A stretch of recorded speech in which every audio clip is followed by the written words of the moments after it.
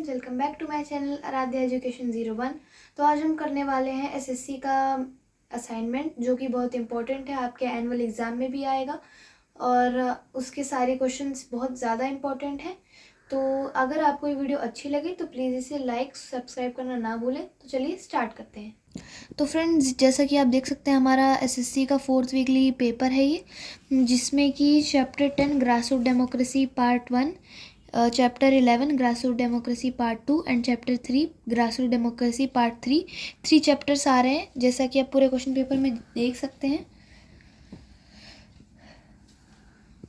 तो हमारा जो फर्स्ट क्वेश्चन है मल्टीपल चॉइस क्वेश्चन, जो कि 6 मार्क्स का है, जिसमें कि 6 क्वेश्चन 1 क्वेश्चन है।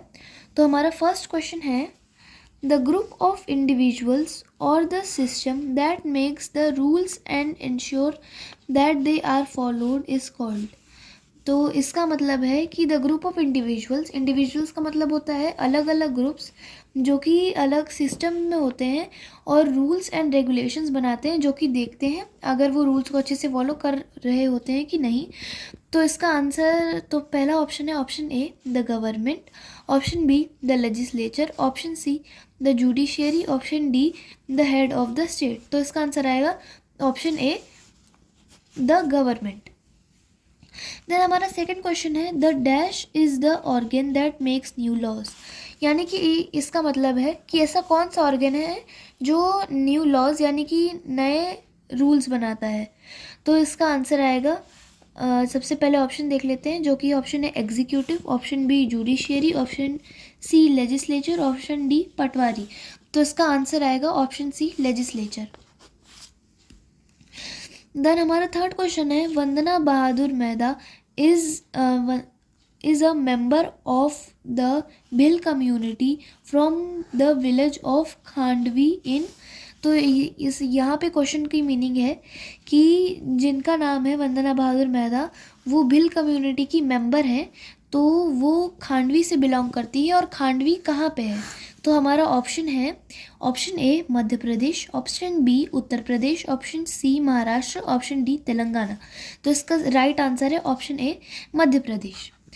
देन क्वेश्चन नंबर 4 है, the Arthashastra is an ancient text of governance written by Kautilya some dash years ago. यानी कि जो अर्थशास्त्र है वो बहुत एंशियंट का मतलब होता है पुराना टेक्स्ट है, जो कि गवर्नेंस के लिए लिखा गया है कौटिल्य के द्वारा। तो वो है 2300 ईयर्स एगो, इसका आंसर आएगा। देन फिफ्थ क्वेश्चन है, the oldest municipal institution in India.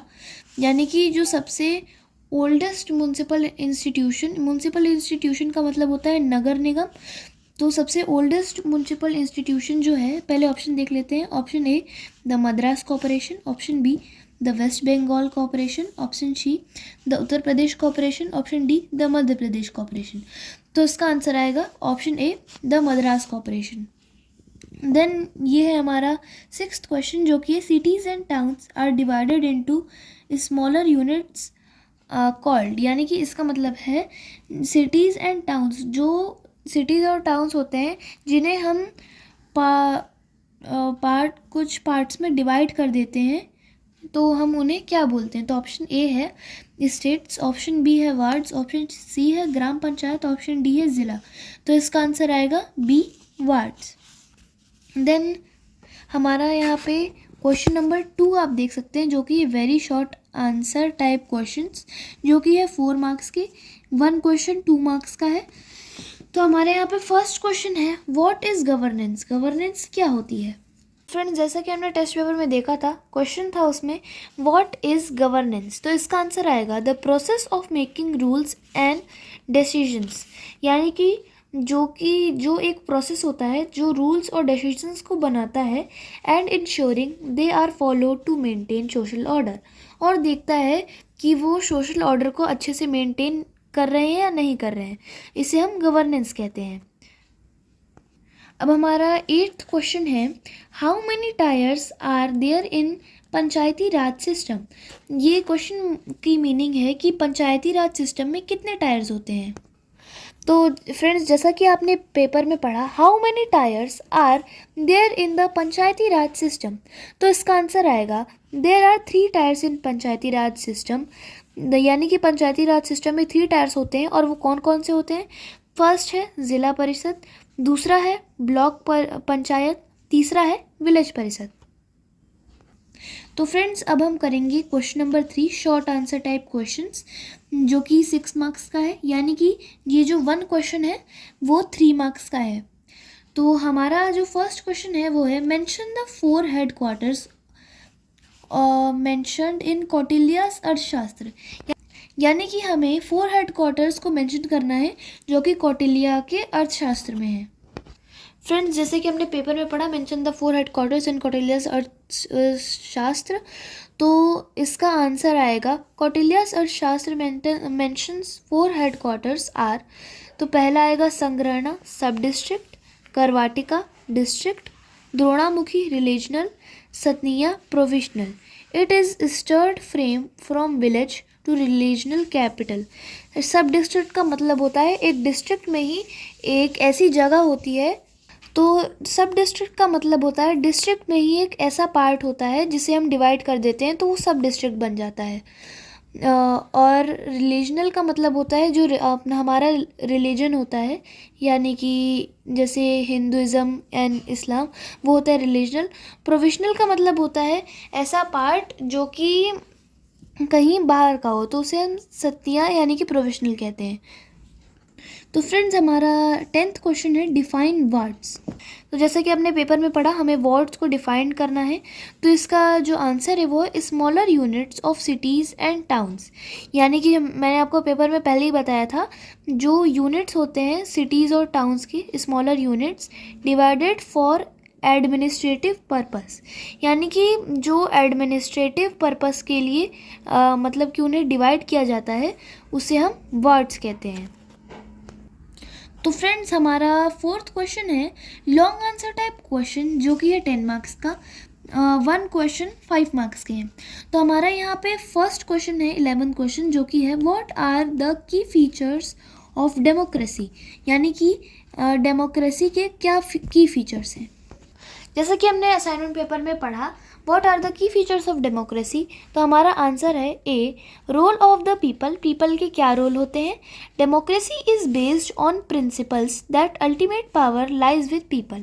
यानी कि डेमोक्रेसी के पास एक ऐसी पावर होती है जो कि पीपल्स के साथ रहती है। Then b, free and fair election. तो ये free and fair election, leaders are chosen through elections. यानी कि जो हमारे लीडर्स होते हैं, हम उन्हें इलेक्शंस के थ्रू चूज़ कर सकते हैं, यानी कि हम उन्हें चुन सकते हैं। वेयर सिटीज़न कास्ट वोट, यानी कि सिटीज़न उन्हें वोट देते हैं विदाउट फियर और pressure.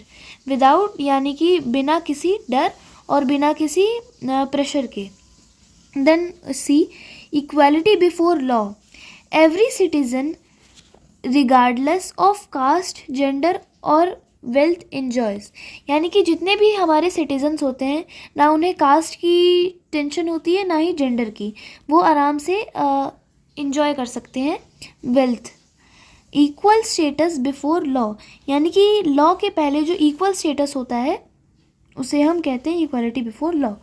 Then d, fundamental rights, basic rights such as freedom of speech, expression and religion.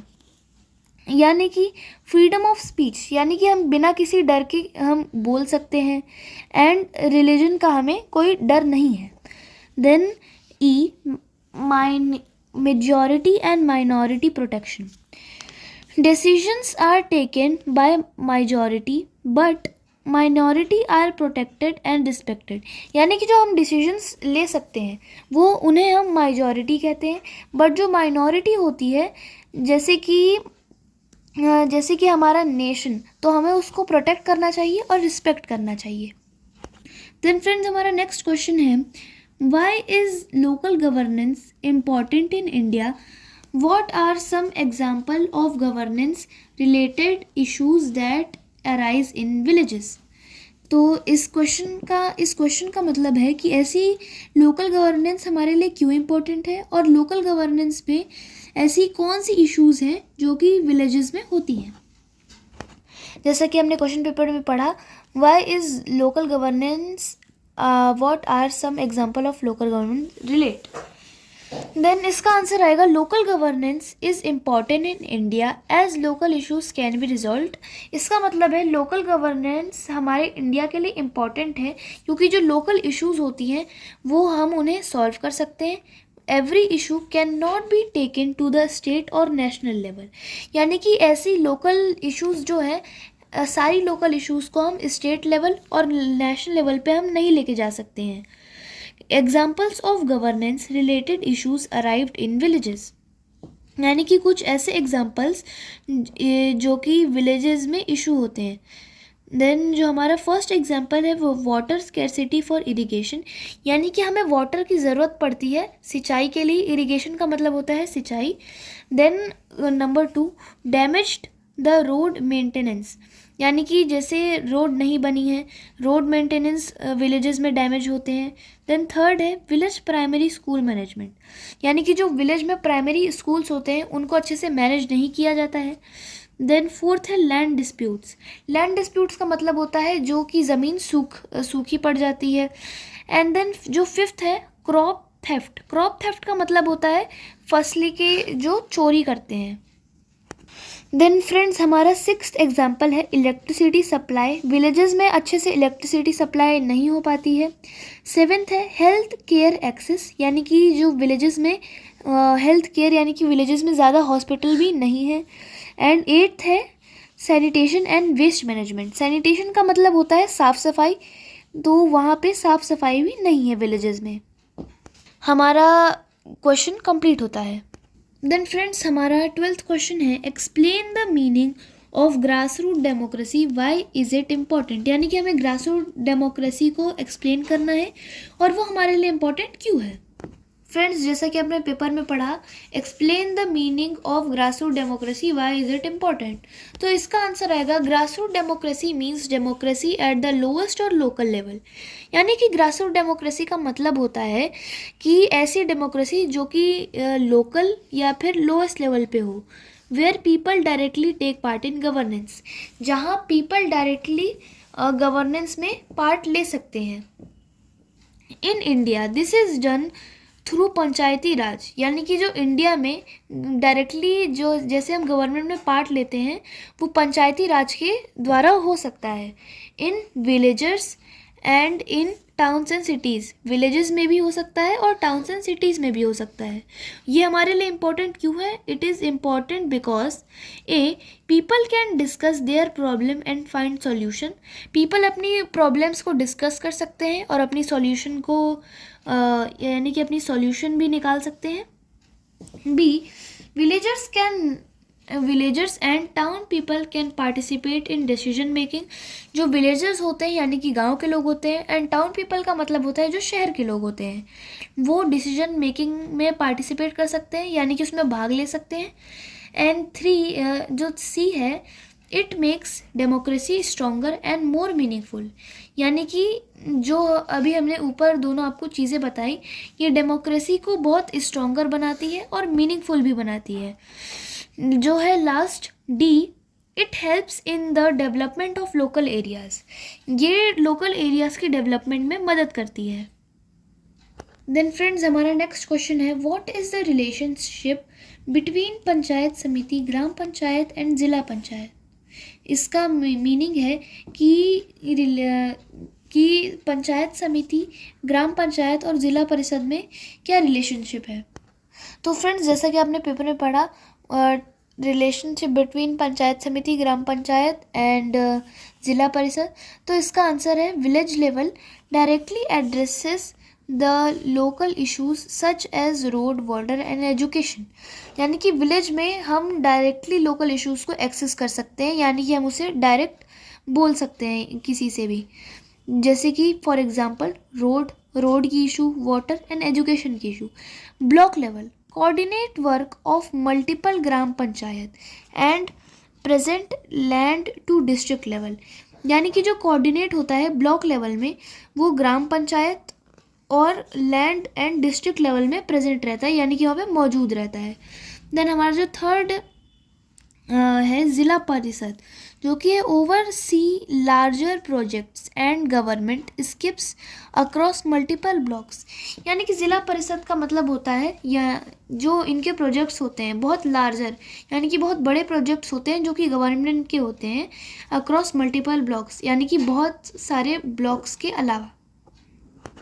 Skip access multiple blocks, यानी कि ज़िला परिषद में बहुत सारे ब्लॉक्स होते हैं।